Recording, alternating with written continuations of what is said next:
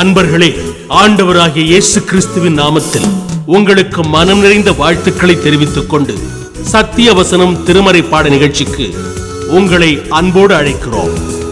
சத்திய வசனம், இது தேவனின் வசனம். நாம் சோர்ந்து போகையில் கரம் கொடுக்கும் நம் தேவனின் வசனம். ஆண்டவராகிய இயேசு கிறிஸ்துவனுடைய புண்ணிய நாமத்தினாலே உங்கள் அனைவருக்கும் நான் வாழ்த்துகள். கர்த்தருடைய பெரிய கிருபையினாலே ஆண்டவராகிய இயேசு கிறிஸ்துவானவர் கூறின ஊமைகளை நாம் தொடர்ந்து வேத ஆராய்ச்சியாக நாம் தொடர்ந்து கற்றுவர ஆண்டவர் உதவி செய்து வருகின்றார். சத்திய வசனத்தினுடைய இந்த நிகழ்ச்சிகளை காண்கிற கேட்கிற உங்கள் ஒவ்வொருவரையும் ஆண்டவர் ஆசீர்வதிப்பாராக. இந்த சத்திய வசன நிகழ்ச்சிக்காக நீங்கள் தொடர்ந்து ஜெபியுங்கள். பல்லாயிரக்கணக்கான மக்களை இந்த செய்தி தொடர்ந்து சந்திக்கத்தக்கதாக நீங்கள் பிரார்த்தனை செய்யுங்கள். அருமையானவர்களே, இன்றைக்கு ஒரு ஓமையை நாம் கற்றுக்கொள்ளப் போகிறோம். ஆண்டவராகிய இயேசு கிறிஸ்துவனுடைய ஓமையினுடைய ஆழத்தையும் அதன் அர்த்தத்தையும் அறிந்து கொள்ள ஆவியானவர் பலன் தருவாராக. ஒரு வட்டம் வரைய வேண்டுமென்றால் ஒரு நடுப்புள்ளியை கண்டுபிடித்து சில சென்டிமீட்டர் ஆரம் வரைந்துதான் வட்டம் வரைய வேண்டும். ஒரு வட்டத்திற்கு ஒரே ஒரு நடுமைய புள்ளி இருக்கத்தான் செய்யும். அதே போல ஒவ்வொரு ஓமைக்கும் ஒரே ஒரு நடுமைய கருத்து இருக்கத்தான் செய்கிறது. இதை ஆங்கிலத்தில் சென்ட்ரல் தாட் என்று சொல்வார்கள். ஆகவே இந்த ஓமைகளினுடைய நடுமைய கருத்துக்களை கண்டு கொள்ள நாம் ஒன்றும் செய்ய வேண்டியதில்லை. ஓமையின் ஆரம்பத்திலே சில இடத்தில் வரும், சில ஓமையின் இடையிலே வரும், சில ஓமையினுடைய கடைசியிலே வரும். இன்றைக்கு ஒரு ஓமையை கற்றுக்கொள்ளப் போகிறோம். லூக்கா 18ஆம் அதிகாரம் 1-8 வசனங்கள் உள்ள இந்த திருமறை பகுதியை கற்றுக்கொள்ளப் போகிறோம். இந்த ஓமை யாவருக்கும் தெரிந்த ஓமை. பிரார்த்தனையை பற்றி, ஜெபத்தை பற்றி பேசுகிறவர்கள் இந்த ஓமை பற்றி பேசாமல் அவர்கள் இருப்பதில்லை. அத்தனை பேரும் இந்த ஓமைகளை பற்றியே விளக்கம் சொல்வார்கள். இந்த ஓமையினுடைய நடுமைய கருத்து எங்கே வருகிறது? லூக்கா 18:1 வருகிறது. சோர்ந்து போகாமல் எப்போதும் ஜெபம் பண்ண வேண்டும் என்பதை குறித்து அவர் ஒரு ஓமையை சொன்னார். அப்படியானால் இந்த ஓமையினுடைய நடுமைய கருத்து ஆரம்பத்திலே வந்து விடுகின்றது. அருமையானவர்களே, ஆண்டவர் இந்த ஓமையை இப்படி அதை விளக்கத் தொடங்குகிறார். ஒரு பட்டணத்திலே ஒரு விதவை இருந்தாள் என்று ஆண்டவர் ஆரம்பிக்கிறார். ஒரு பட்டணத்திலே ஒரு நியாயாதிபதி இருந்தார் என்றும் ஓமை ஆரம்பிக்கிறது. அருமையான என் சகோதர சகோதரியே, இந்த பட்டணத்திலே ஒரே ஒரு நியாயாதிபதி தான். நியாயாதிபதி என்றால் நீதிபதி என்று பொருள் கொள்ளலாம். அந்த பட்டணத்திலே வேறொரு நீதிபதி இல்லை. அந்த நீதிபதி எப்படிப்பட்டவன்? தேவனுக்கு பயப்படாதவன், மனிதனை மதியாதவன். தேவனுக்கு பயப்படுகிற மனிதன் சரியான நியாய தீர்ப்பை செய்வான். மனிதனை மதிக்கிறவன் மனிதர்களுக்காக சரியான நியாய தீர்ப்பை செய்ய முற்படுவான். ஆனால் இந்த நீதிபதியோ தேவனுக்கும் பயப்படவில்லை, மனிதனையும் மதியவில்லை, மனிதனையும் மதிக்கவில்லை. ஆகவே இப்படிப்பட்ட இந்த சூழ்நிலையில் என்ன நடந்தது என்றால், அந்த பட்டணத்திலே ஒரு விதவை இருந்தாள். அவளுக்கும் ஒரு எதிராளிக்கு ஒரு பிரச்சனை. என்ன பிரச்சனை? வேதத்திலே சொல்லப்படவில்லை. அந்த பிரச்சனையை தீர்வதற்காக இந்த நியாயாதிபதியாகிய நீதிபதியிடத்திலே வருகிறாள். ஆனால் இந்த நீதிபதியோ தேவனுக்கு பயப்படாதவன், மனிதனை மதியாதவன். ஆகவே இந்த விதவைக்கு அவன் செவி கொடுக்கவே இல்லை. ஆனால் ஓயாமல் இந்த விதவை தொந்தரவு செய்ய ஆரம்பித்தாள். நான் கொஞ்சம் கற்பனையாய் சொல்கிறேன். அவன் செல்லுகிற இடமெல்லாம் இவள் சென்றிருக்கலாம். அவன் போகிற இடமெல்லாம் இந்த பெண் சென்றிருக்கலாம். என்ன நடந்தது தெரியுமா? ஒரு நாள் இந்த பொல்லாத நீதிபதி யோசித்தார். நான் தேவனுக்கு பயப்படாதவன், மனிதனை மதியாதவன், என்னை ஓயாமல் தொந்தரவு செய்கிறதுனாலே இவளுக்கு நியாயம் செய்வேன் என்று சொல்லிக்கொண்டார். இந்த ஓமையை சொல்லி பாதியை முடித்தவுடனே நம்முடைய ஆண்டவராகிய இயேசு சொல்கிறார், இந்த பொல்லாத நீதிபதி சொல்வதை நீங்கள் சிந்தித்து பாருங்கள். நம்முடைய ஆண்டவர் தேவாதி தேவன். அவரை நோக்கி இரவும் பகலும் கூப்பிடுகிற அவரால் தெரிந்து கொள்ளப்பட்டவர்கள் விஷயத்திலே நீடிய பொறுமையாய் இருந்து சீக்கிரத்தில் நியாயம் செய்யாமல் இருப்பாரா? மெய்யாகவே அவர் நியாயம் செய்வார். ஆகிலும் மனிதகுமாரன் வருநாளிலே விசுவாசத்தை காண்பாரோ என்று சொல்லி இந்த ஓமை முடிகிறது. இந்த ஓமை இரண்டாக பிரிக்கலாம். முதல் பகுதி என்ன? அந்த நீதிபதிக்கும் அந்த விதவைக்கும் சம்பந்தப்பட்ட பகுதி.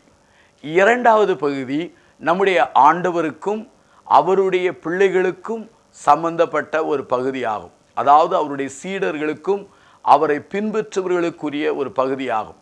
முதல் பகுதியிலே ஒரு பொல்லாத நீதிபதி தன்னை ஓயாமல் தொந்தரவு செய்கிற அந்த விதவிக்கு நியாயம் செய்வது உண்மையானால், ஆண்டவரை நம்பி இருக்கிற அவருடைய பிள்ளைகளான எனக்கும் உங்களுக்கும், அவரால் தெரிந்து கொள்ளப்பட்ட நீங்களும் நானும், இரவும் பகலும் கூப்பிடுகிற எனக்கும் உங்களுக்கும் அவர் நியாயம் செய்யாமல் இருப்பாரா? மெய்யாகவே நிச்சயமாகவே அவர் நியாயம் செய்வார். இப்போது இந்த பொல்லாத நீதிபதி உண்மையாகவே யாருக்கு ஒப்பிடப்படுகிறார் என்றால் நம்முடைய கர்த்தருக்கு ஒப்பிடப்படுகிறார். அதே சமயத்தில் இந்த விதவை யாருக்கு ஒப்பிடப்படுகிறார் என்றால் இந்த தெரிந்து கொள்ளப்பட்ட தேவனுடைய ஜனத்துக்கு ஒப்பிடப்படுகிறார்கள். ஆனால் இந்த ரெண்டு காரியங்களையும் விளக்க விரும்புகிறேன். அந்த பட்டணத்திலே ஒரே ஒரு நீதிபதி தான் இருந்தார். ஆகவே அந்த நீதிபதியை விட்டால் மேல் விசாரணைக்கு வழி இல்லை. ஒருவேளை நம்முடைய மாவட்ட நீதிமன்றத்திலே வழக்கு தொடுத்து அங்கு சாதகம் வரவில்லை என்றால் மாநில நீதிமன்றத்துக்கு நாம் செல்வோம். மாநில நீதிமன்றத்திற்கும் நமக்கு சாதகமான தீர்ப்பு வரவில்லை என்றால் உச்ச நீதிமன்றத்துக்கு செல்வோம். ஆனால் இந்த பட்டணத்திலே ஒரே ஒரு நீதிபதி தான். அவனை விட்டால் வேறு யாரும் இல்லை. மேல் முறையீடு செய்ய வழி இல்லை. இதே போலத்தான் இந்த உலகத்திலே ஒரே ஒரு தேவன்தான் உண்டு, ஒரே ஒரு இரட்சகர் தான் உண்டு. பல தெய்வங்கள் என்று சொல்லப்பட்டாலும் உண்மையாகவே வேதம் சொல்லுகிற உண்மை என்ன? ஒரே ஒரு தேவன்தான் இந்த உலகத்தில் இருக்கிறார். அந்த ஒரே ஒரு தேவன் என்ன செய்கிறார்? தம்மை நோக்கி கூப்பிடுகிற பிள்ளைகளுக்கெல்லாம் நிச்சயமாகவே பதிலளிப்பார். தேவனால் தெரிந்து கொள்ளப்பட்டவர்கள் யார்? இரவும் பகலும் அவரை நோக்கி கூப்பிடுகிறவர்கள். அப்படியானால் இரவும் பகலும் கூப்பிடுகிற அந்த மக்களுக்கு நியாயம் செய்யாமல் இருப்பாரா? கட்டாயம் நியாயம் செய்வார். ஒரு பொல்லாத நீதிபதியே இந்த விதவைக்கு இவ்வளவு தொந்தரவு செய்வதினாலே, இடைவிடாமல் போராடுவதினாலே, இடைவிடாமல் சொல்வதினாலே இவ்வளவு பதிலளிப்பது உண்மையானால், கர்த்தரை நோக்கி இரவும் பகலும் அவரை நோக்கி கூப்பிடுகிற அவருடைய பிள்ளைகளாகிய நமக்கு பதில் செய்யாமல் இருப்பாரா? கட்டாயம் பதில் செய்வார். ஆகவே இந்த செய்தியினுடைய சாரம்சம் என்ன? இந்த ஓமையினுடைய சாரம்சம் என்ன? சோர்ந்து போகாமல் ஜெபம் பண்ணுங்கள். சோர்ந்து போகாமல் ஜெபம் பண்ணுங்கள். இதுதான் மிக முக்கியமான ஒரு காரியம். நம்முடைய ஆண்டவர் உண்மையாகவே நம்முடைய பிரார்த்தனைக்கு ஜெபத்துக்கு பதில் தருகிறார். வாழ்க்கையிலே பாடுவதற்கு சோர்வு வருவதில்லை. ஒருவேளை கொடுப்பதற்கு சோர்வு வருவதில்லை. ஒருவேளை பிரசங்கம் பண்ணுவதற்கு கூட நமக்கு சோர்வு வருவதில்லை. ஆனால் தேவ சமூகத்திலே முழங்கால் படியிட்டு நாம் ஜெபிக்க ஆரம்பித்தாலே சோர்வு வருகிறது. ஒரு சகோதரி என்னிடத்தில் இவ்வாறு பகிர்ந்து கொண்டார்கள். ஐயா, நான் ஜெபம் பண்ண ஆரம்பித்தால் என் நினைவுகள் எங்கேயோ போய்விடுகிறது.